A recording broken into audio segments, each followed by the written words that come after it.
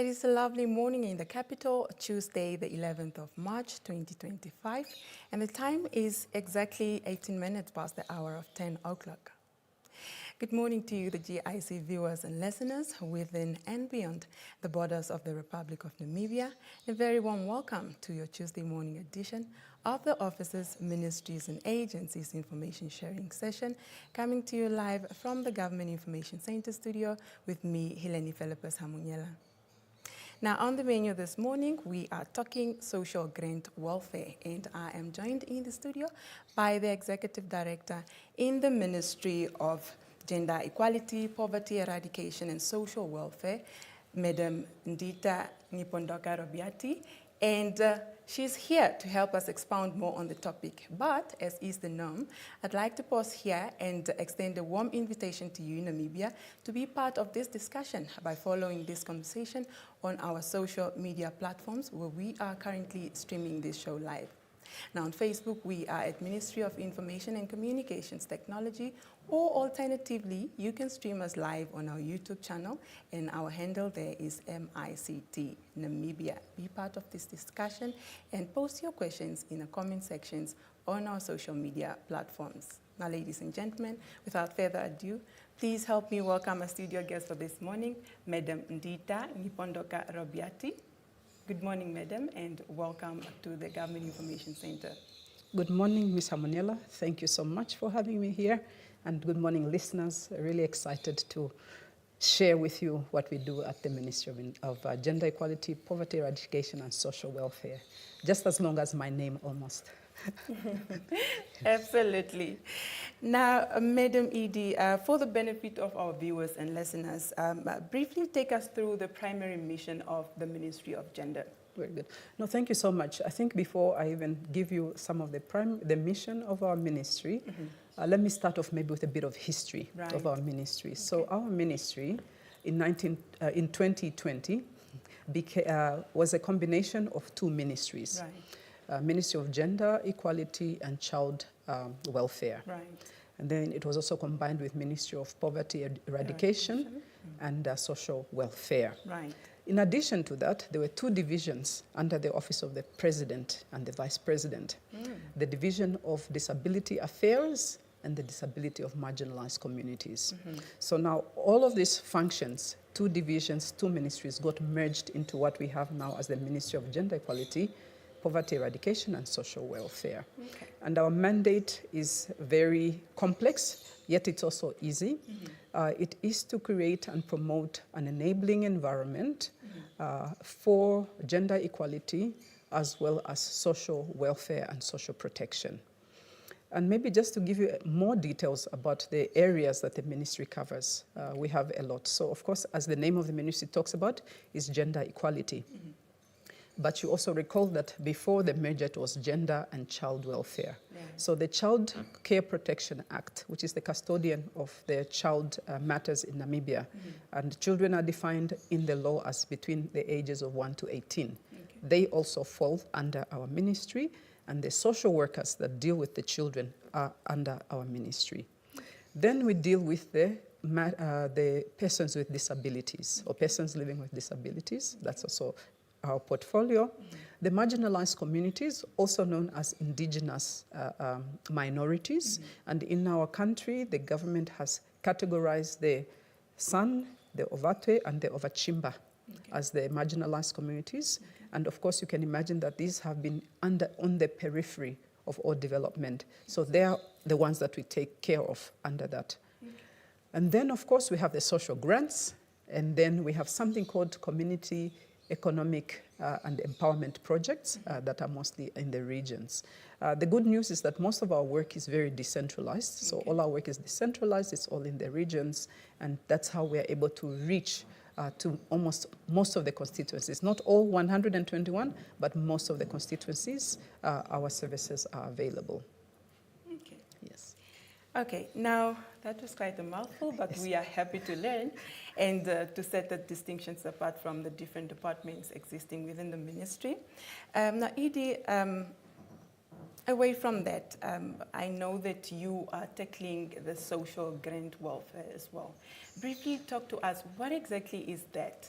Very good. Thank you. So part of in our Constitution, in Article 95, it is very clear there that the state must take care of its citizens, especially the vulnerable ones. So our grants actually find their origin from that. Okay. Of course, the Pensions Act is also there, and it also stipulates what needs to happen. So maybe I just want to let the audience know that last year, our Minister, Honorable Doreen Sioka, she launched this book in Omusati, Utapi. We had International Namibia Women's Day, and this book was launched. And this book basically looks at the social protection programs that we have in Namibia. It looks at all of them that we've categorized. So the ministry basically coordinated and categorized and listed everything that's in there, all the social grants. So I know that you'll probably be able to, I can share the link and give you the link because it's available electronically. So the social grants that the ministry provides are actually in this book. So of course the first one is the old age grant.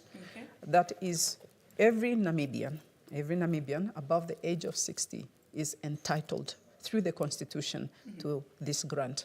Currently the amount is 1,600. Okay, and the documents that are required is a copy of the applicant's birth certificate that shows that you are Namibia. Right. Even if you're a permanent resident in Namibia and you're living in Namibia, you are entitled. Even if you are in jail, incarcerated, you are entitled to the old pension grant. I know. I had the same reaction when I first saw that. Happy to be a Namibian at this point. Correct. And then, of course, then we have the disability grant. So this disability grant is in two. It's both for the children and for the adults. It's also 1,600. Okay. For the adult, you need to have both the adult and the child. You need to have a certificate, a medical certificate, approved by the chief medical officer in whatever region one comes from. It's also 1,600. Okay. And then we have the foster parent grant. And basically, what we are trying to encourage is that children really do not belong in the foster homes. Children belong in families.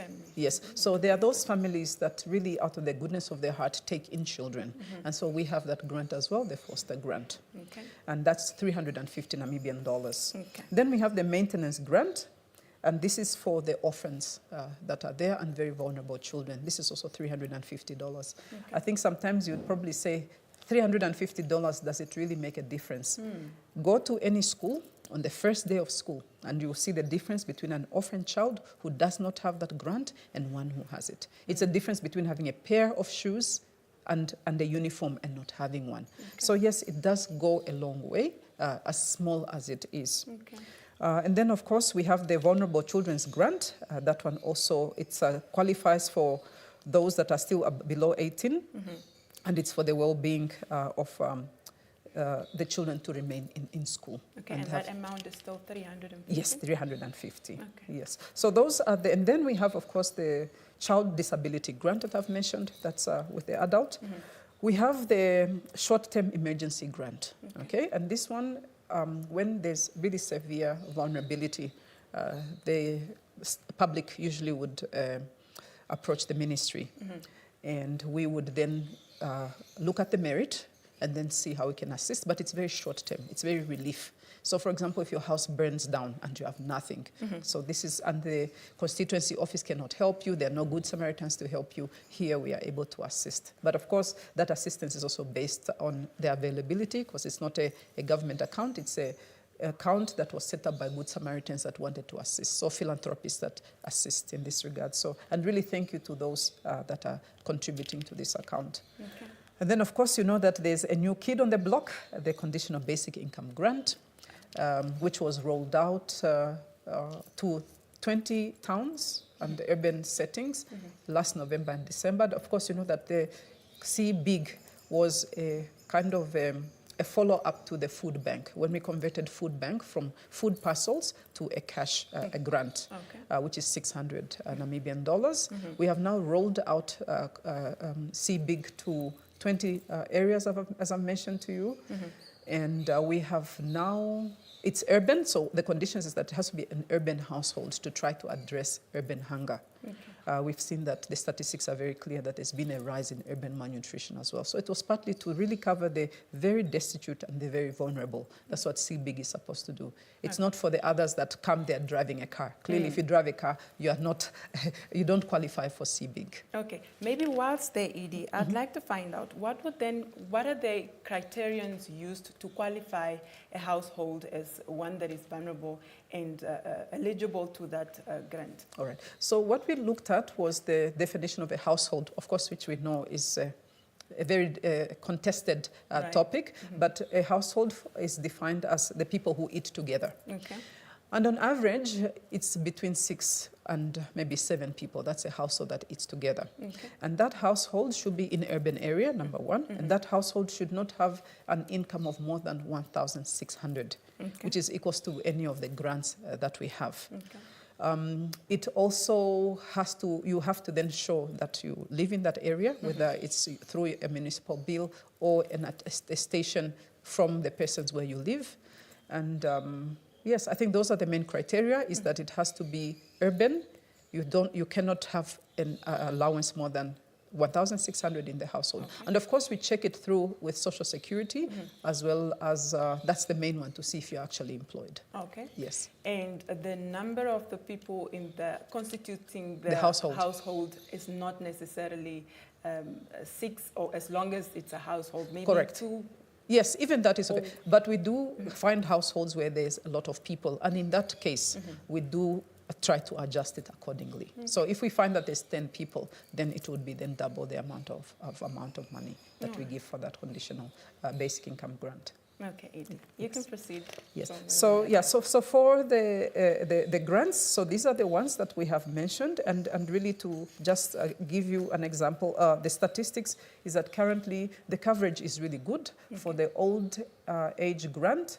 Our coverage is about 90. No, I think this year was 105%. So you're probably wondering why 105% is because there are those people that are maybe passed away and we don't have all the information yet to de-link them. There are those that were permanent residents that have maybe left.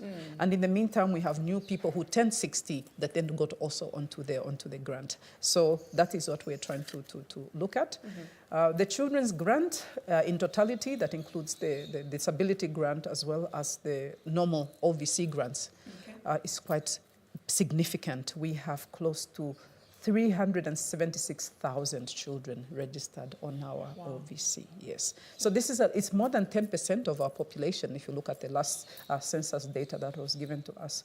So of course it is a worrying trend. You don't want to have that many children vulnerable, but of course we know that it's because of COVID primarily and the economic downturn that led to a lot of this vulnerability in our community. And of course children suffer the most out of it, and that's why government has come up with this. It's also in our Child Care and Protection Act. Okay. Yes. Okay.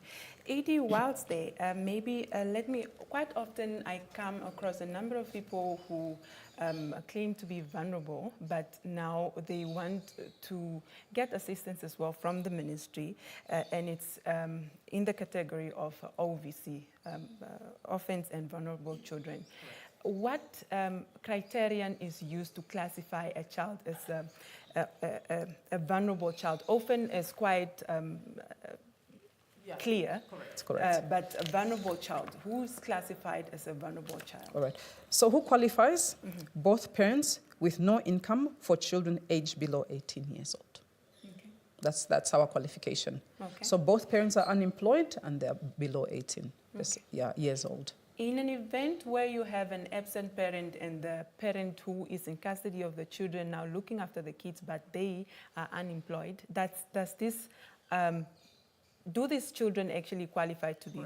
They would qualify under the maintenance grant, which is somebody taking care of a vulnerable child. Okay. Yes. Okay. Yeah. But of course, there is also a lot of abuse whereby we know that there are parents or guardians who take the funds and don't utilize them for the well-being and the welfare of the children. We are trying to tighten up on it. It's a little bit challenging looking at the constraints in human resources, because this would also be then undertaken by our social workers as well as the police. Because it's very clear, the Act is very clear on what happens when there's abuse of these funds. And I really just want to reach out to the public If you know those that are abusing the fund, please reach out to our various officers in the regions and report it, because it is not fair that this child is now being disadvantaged, whereby the state makes provisions to uplift this child. Okay. So please do report any of those cases, and we should be able to tackle them accordingly. Okay. Yes. For those that are probably watching now and are interested to find out, or maybe they've observed this going on and they would want to report it, where is the starting point, especially in the remote areas? The starting point will be our offices, and in all our offices, especially the regional offices, we do have social workers there. We have a chief social worker who would be then the contact person to be able to reach. Or we have the deputy directors that are in the regions that can also be approached. And if you are able to access the ministry through email, you can then send it to us and we can then link up to the relevant officials to assist. Or even just report it to the ministry, ed@theministry.gov.na. Right. Yes, we'll be able to assist. Okay. Sorry, Edie, you were done. I just had posted you a question, or can you just Yes, we can continue. Yes, okay. Thank you. All right. Now, Edie, next on my list is I'd like to find out, how does then the ministry contribute to poverty reduction, or the reduction of poverty in Namibia? Pardon me. Yeah. No, thank you. So through our grants, of course, that assists. It may not look a lot, but it does assist. I think we know that Namibia is ranked very high on the Gini coefficient, whereby we have these inequalities, but our poverty rates have also gone up because of COVID. So if these grants were not there, you can only imagine what that would look like to the society. So the grants do assist tremendously. I think if you go to the remotest of the remote, where you only have subsistence farming, the only other income that would come in is perhaps the old people grant or the OVC grants that we get there. One of the things that we also do is that we have this community empowerment as well as poverty eradication projects, as well as special projects in rural areas where the vulnerable are. And so different projects would look at, for example, drilling a borehole and then setting up a garden in a village, whereby maybe the community would have to walk for maybe 5 kilometers to source water. So we do a lot of those. So we have these community empowerment activities like gardens. In most of the regions, we also have economic empowerment centers, whereby we provide space whereby entrepreneurs can then rent at a very subsidized price to undertake whatever economic activity they would want to.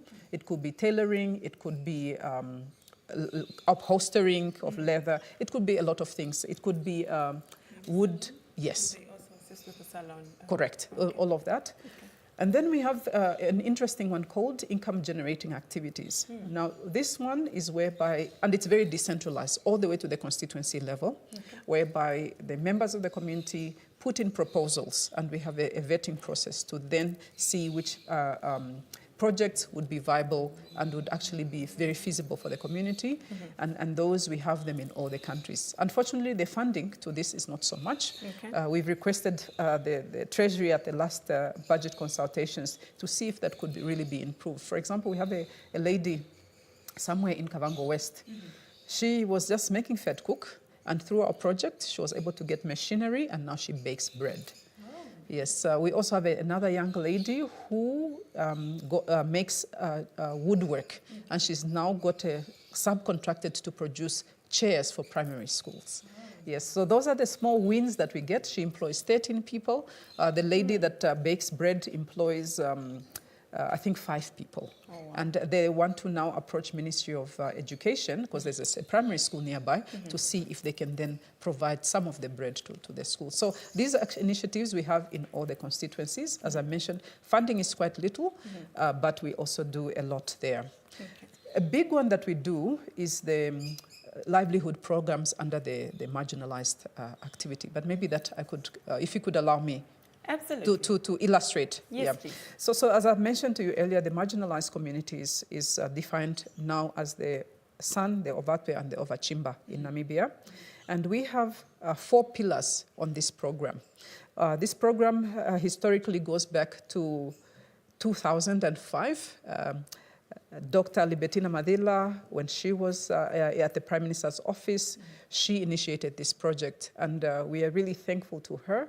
And over the years, it has then morphed to becoming then a division at the Ministry of Gender Equality and Poverty Eradication, Social Welfare. So we have 4 pillars in this program. The first one looks at special feeding program. Okay. The second one looks at education and training program. The third one looks at livelihoods, and then the last one is advocacy and land, advocacy, law, and land.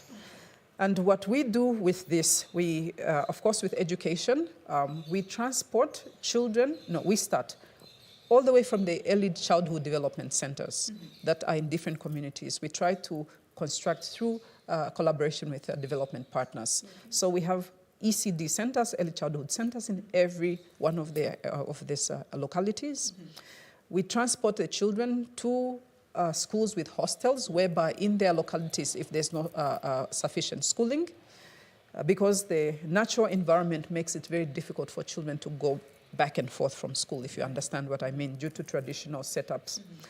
And then once they finish high school, we actually provide for a full scholarship, a grant that they don't need to pay back at any tertiary institution. But I have to be very clear here, it's only government institutions. We don't fund private institutions. So it's your UNAM, your NAST, your IUM we do, as well as then the vocational training centers, okay?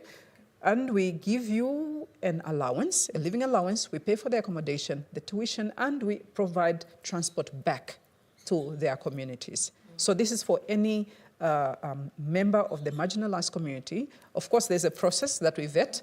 You have to have a certification from the chief, then the councillor from your locality, and then the governor's office. Yeah, but we still get some that still come through, yeah, even with all of this vetting process. And then we put you onto the list. I'm really happy to say that today, as we speak, we have over 372 members of the indigenous minorities that are enrolled in institutions of higher learning. Yes, so we are really trying to see, because we believe that's the foundation to this transformation. And maybe I forgot to also say the main objective of the program is to assist and empower the minority groups to be part of the mainstream economic activities. And then the feeding program, we try to provide food according to the parcel as defined. And then also importantly, we also have a burial service, by the way. So when the members of the community pass away, we assist them with a coffin, with a transportation of the remains, and then the place where we bury, and as well as a tomb, not a stone, but like a number or a cross that we would have on there. And then livelihood programs, again, are meant to, how can we create livelihoods that are sustainable for the members of the marginalized community so that they don't just continue to depend on the food support. What is very clear, when you go to these communities, they'll be the first ones to tell you about the effects of climate change. Yeah, so their ways of lives are really under threat from climate change, so they're not able to undertake their own ways of lives, and so we are now trying to introduce these livelihood programs. And then the advocacy and land and awareness is really meant to help the community understand that we have to remove whatever prejudices that we have, whether they're culturally entrenched about the marginalized communities. And then most importantly, how do we ensure that they have land that is their own? Because remember, they don't have traditional authorities like the rest of the Namibians. That was not their setup. And then, of course, then the land got encroached in most places. And really, part of our program is to see how can we have land that is allocated so that they can then be just like the rest of us that have land that we have, especially in the communal areas. Okay. Yes. All right. I'm glad to learn that, Edie. Right. Now, Namibia, if you have just tuned in, you have tuned into the information sharing session. And as earlier mentioned, this morning we are talking social grant welfare. And I'm joined in the studio by the ED in the Ministry of Gender, and that is Madam Ndita Ngipondoka Robiati. In Namibia, you too can be part of this discussion by following this conversation on our social media platforms, where we are currently streaming this show live. Now, on Facebook, we are at Ministry of Information and Communications Technology, or if you are a YouTuber, you can stream us live on our YouTube channel, and our handle there is MICT Namibia. I'm still keen to hear from you as to what you would like to find out from the ED here in studio with me this morning. Now, Edie, back to our questions. I'd like to find out from you, how does the Ministry of Gender collaborate with other stakeholders to enhance its services? Maybe just before that, I have 2 more programs that I think are important for the community to know about. So the education support program, we have something similar for the people living with disabilities. All right. So we have an education program as well, whereby we assist them with grants for institutions of higher learning as well. Then we also assist them with whatever equipment they may be requiring, looking at whatever needs as of the nature of the disability. So for example, one of the things we do assist them is with sign language interpretation, and then also gadgets for visually impaired as well. Does this include Braille? Correct, yes. Where possible. Where possible. Yes. And then and then another thing that we do for the disability, you find those extremely disabled people that have the, what is the condition again? It's a... Is it immobile? Yes, where there's just immobile. So for that one, we do assist the families. On top of giving them the grant, the 1,600, we also assist them with the toilets that are, those ones. So just very personalized items to just make their lives a little bit more comfortable. Yeah. So we have that program. And then for Edith, that is very important. Now, for somebody that is watching, that probably has an individual or a family member who falls under that category, where is the starting point? Well, the starting point, again, would be our ministry in this case, not in the regions, because we do have officers in the regions. So you can also approach the regional office, or you can just approach the ministry. Yes, yeah. So one of the, and then it's the individual products. It's the education project. And then for the albinism community, we also provide sunscreen, because we know that it's one of the things that, that they do require. Exorbitantly priced. Exactly. Yeah. So we do provide the sunscreens for the albinism, those that require it. But of course, we're not able to reach everybody. If you do know anybody, to the public, just reach out to us, give us the details so that we can then have this person also registered and put on our lists. And then maybe just the last activity before I go to your question is very, very important is our shelters. So we have shelters, and we also have residential care facilities for children. So maybe I start with the residential care facilities. These are the children that don't have homes. So it's the Namibia Children's Home. And then we also support private institutions that we... that we subsidize. They have a process to be registered with us, and then the government then subsidizes them per child. And so those are the facilities that we have, but our big one is the Namibia Children's Home. We also have the after-school center in Grace Block, Katutura, Homasdal side.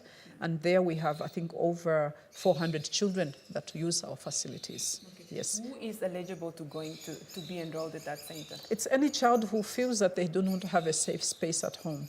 Yeah. And, but it's just for the aftercare? Correct. It's just aftercare after school. So we have some teachers there that assist. You can Google us up. You can Google the After Child Care Center and the support services that they give. I think one of the things that's really been not told enough is we have sports clubs there, including our wrestling club, which is de facto the Namibian wrestling team. And these young people have represented Namibia all over the world and came back with gold medals.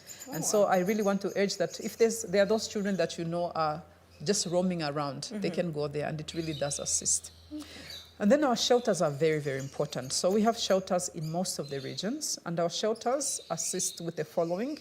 It's with gender-based violence. So for example, if there's a gender-based violence case, and the person cannot go back home. They would be then taken care of in that place. It's also if they are children that are maybe abandoned, so we have mothers who assist them temporarily at the shelters. It would also be sometimes street children that maybe came to the streets for the first time, and we also then assist to try to see how we can integrate them back into their families. So our shelters are really, really important. They play a very crucial role when the need really does arrive at that time. We work closely, very closely with Namibia Police Force. Yes. So now to your question, last one, integrated early childhood development centers. Right. Okay.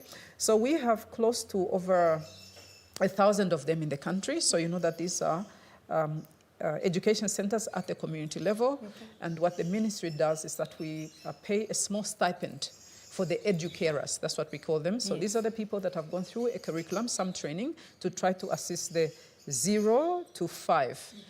We are in the process as a government to take, the Ministry of Education will then take over from, I think, 4 years old, and then eventually phase in until we only remain with the 0 to 2 years old. Yeah, so there's educators, we have them all over the country, and the ministry then provides a stipend. Here, I think it segues very nicely with your question, your next question, which is what stakeholders do we work with?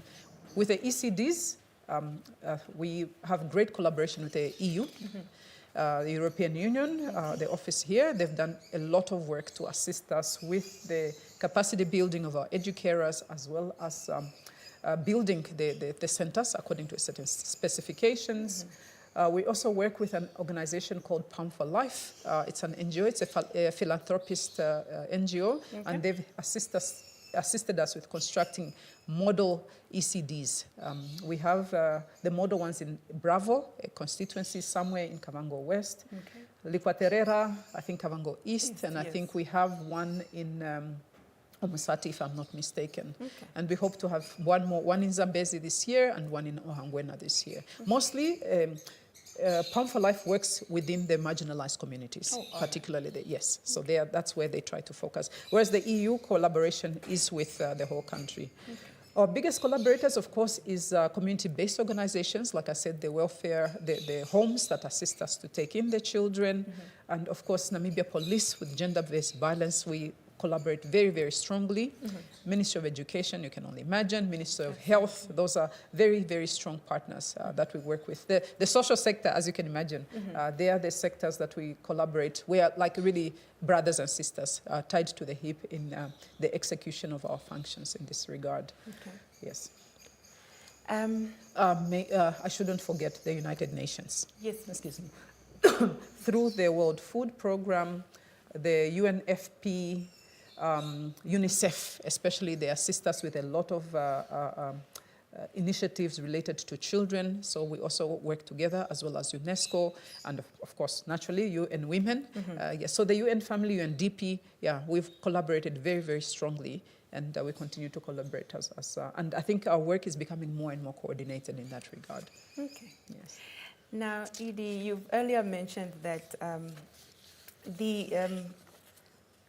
the social grant welfare has been rolled out in, or was it the OVC? That it has been rolled out in 20 towns for now. Yes, correct.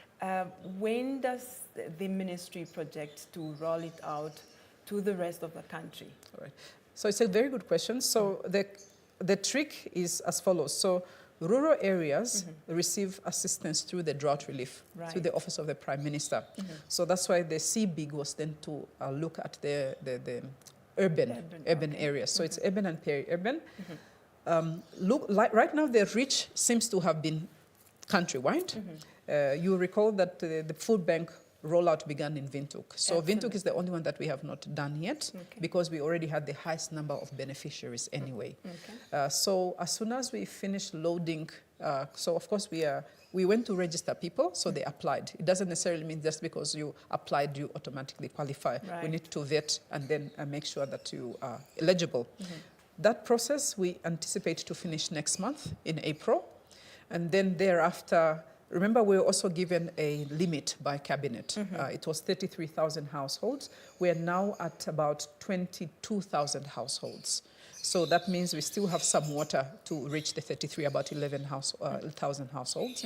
So we are waiting for the colleagues to finish the work, and then we will then make the next announcement to see whether it's just going to be Windhoek or if there'll be other peri-urban areas that we felt there was a need. We've also been receiving a lot of queries. We then also assess to say which areas maybe were excluded that we've had a high demand that we can then also roll out there. But this information to the public will be sent out in time through the normal channels. Maybe we might even come back here and make that announcement when it comes. Yes, thank you. Yes. Now, Edie, there was a question on our socials. Somebody wanted to know, I think I briefly touched on a parent who is absent and a parent who is...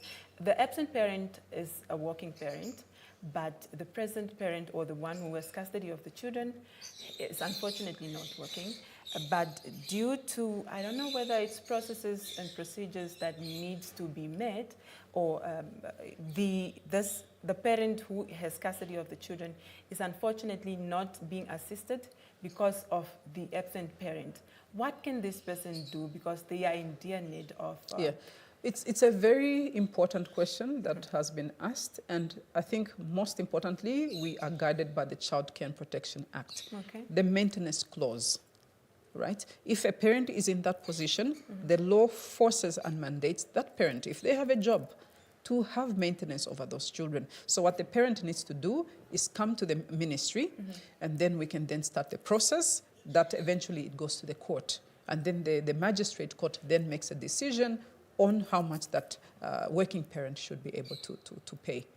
And then if they are not then able to pay, then we can then see if the child is eligible for the vulnerable grant, the 350. Okay, just whilst we are here, because I also would like to assist this person asking on our socials, because now they are saying that they once did apply, or they wanted to apply, but she keeps being sent back, and she doesn't know the whereabouts of the absent parent or where they work for that matter. Okay. What can be done in that? In that case, she has to come to our office. Okay. And then we can then assist her on, first of all, then of course we work with NAMPOL to see if we're able to trace the parent. And then if we're not able to trace the parent, then we'll see if the child does qualify, based on the mother's circumstances, if the child does qualify for the vulnerable grant. Okay. Yes, yes. But the maintenance, the Child Care Protection Act is very clear on maintenance. The parents are obliged, mother or father who is working and the other one is not working, they are obliged for that maintenance. Even if they are working, they are obliged to take that care of that child. And I know that not enough women and men use this provision. Okay. Yes. Okay. We do have another comment, question from our social media. It's from Facebook, Edie.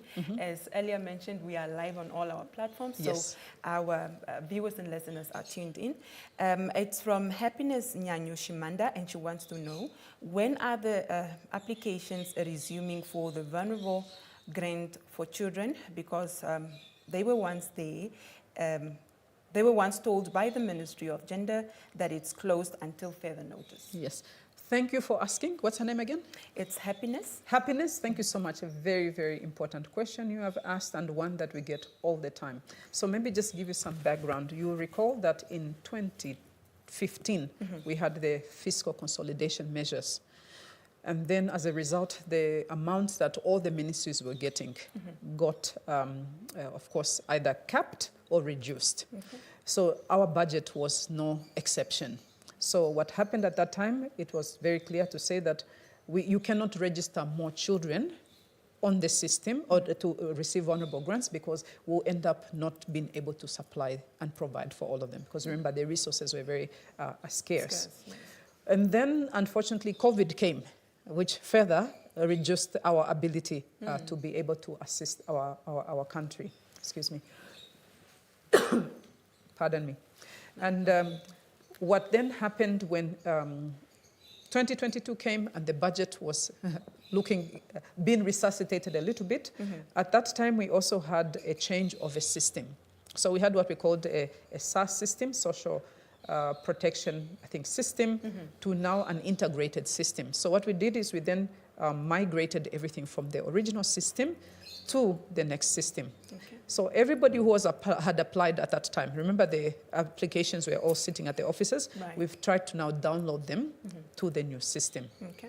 I'm happy to share with happiness that the process has now been completed to migrate as well as to download and to register all the new applications.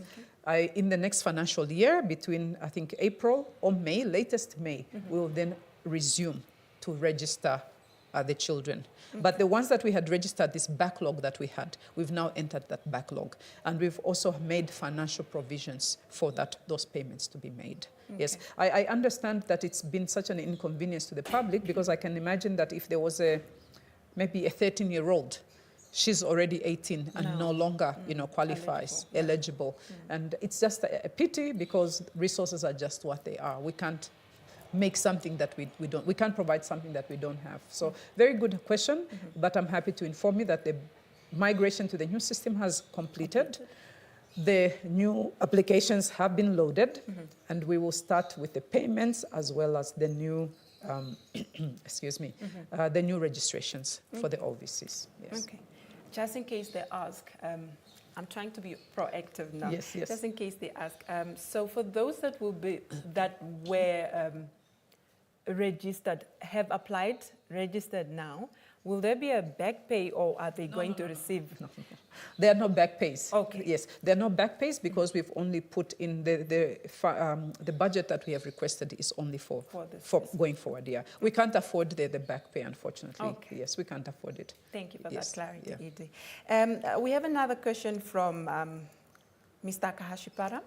He wanted to know, does the Vulnerable Children Grant application takes a year to be approved? Yes, thank you, Mr. Kahashipara. It's a question that we get all the time, and I do apologize that we are taking longer sometimes because of the back and forth between the system. Remember, first it was the system that I was talking about, the SARS to the ISIS, but we should improve. It's one of the things that we are putting in our customer service charter to say, if we commit to 60 days, it should be 60 days. Yeah, but I do know that it takes longer sometimes for disability, because remember, we have other stakeholders to consult, especially disability. It would be the medical profession, and remember, it has to be a government chief medical officer. Right. It cannot be a private chief or medical officer. So I apologize that there are instances that take too long, and there, please do reach out to our office, to my office. If you feel that the colleagues in the regions are really taking a long time, do reach out to the office of the ED. Our email address is gender equality or ED, and we should be able to follow up. Okay. It's not acceptable that somebody waits that long. Okay. I just quickly want to confirm the email, your gender email equality. Okay, gender equality. Okay. At our ministry. Okay. Yes. Ministry of Gender Equality. Yes, and it's also, we'll also have one at info at the ministry's name as well. Okay. All right. Edie? I'd like to pause here and thank you so much for having availed yourself to come and educate the Namibian nation on matters pertaining the social grant welfare. It is really very highly appreciated, and I could tell on our social media it was quite busy. There were questions that they asked, and I'm pleased to hear that they have actually gotten their feedbacks right from the horse's mouth. Very good. No, thank you. It's been a true pleasure. Really, the ministry takes care of the most vulnerable in our community, and I think sometimes we only hear about when the things are going wrong, but there's a lot that the ministry does really to assist the most vulnerable in our community, and we really just want to continue holding hands. Right. Okay. Thank you so much for having us here on the program today. Thank you. I look forward to coming back. Yes, please. Yes, thank you so much. Namibia, you heard it. That also concludes our time here in the studio this morning. You have been tuned into an information sharing session with me, Heleni Felepo-Samunyela, and I was joined in the studio by the Executive Director in the Ministry of Gender, and that is Madam Ndita Ngipondoka Robiati. Thank you so much, Namibia, for tuning in. From myself and the entire GIC production crew. Until next time, take care.